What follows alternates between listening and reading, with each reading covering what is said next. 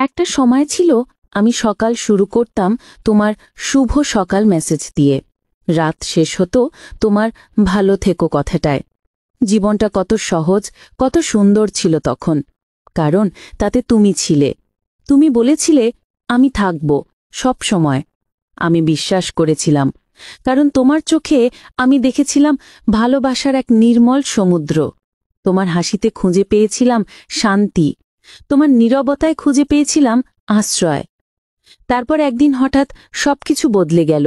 তুমি চুপচাপ দূরে সরে গেলে, কোনো কথা না বলে, কোনো কারণ না জানিয়ে। আমি প্রতিদিন অপেক্ষা করেছি, ভেবেছি হয়তো তুমি ফিরে আসবে। কিন্তু দিন যায়, মাস যায়, বছর ঘুরে যায়, তুমি আর ফিরে আসনি। আমার ঘরের দেয়ালে এখনো টাঙানো তোমার হাসি মাখা ছবিটা। কখনো কখনো আমি চুপচাপ তাকিয়ে থাকি, তাতে মনে হয় তুমি ঠিক আমার সামনেই দাঁড়িয়ে আছো। তোমার সেই প্রিয় পারফিউমের গন্ধটা এখনো মনে পড়ে। বৃষ্টির দিনে জানালা খুললেই মনে হয় তুমি ঠিক এইমাত্র পাশ দিয়ে চলে গেলে। আমি আজও তোমার পুরনো মেসেজগুলো পড়ি, প্রতিটা শব্দ যেন নতুন করে কাঁদায়।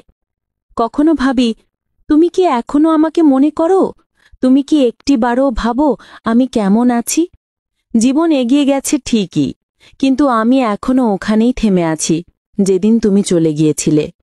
মানুষ ভাবে আমি হাসি খুশি, স্বাভাবিক, কিন্তু আমি জানি আমার প্রতিটা হাসির আড়ালে লুকিয়ে আছে এক অপূর্ণ প্রেমের কাহিনী।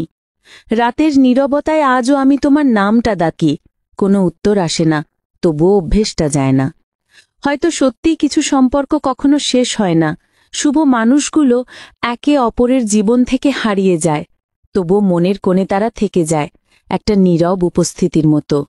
তুমি চলে গেছো, কিন্তু আমার প্রতিটা নিঃশ্বাসে আজও তুমি আছো।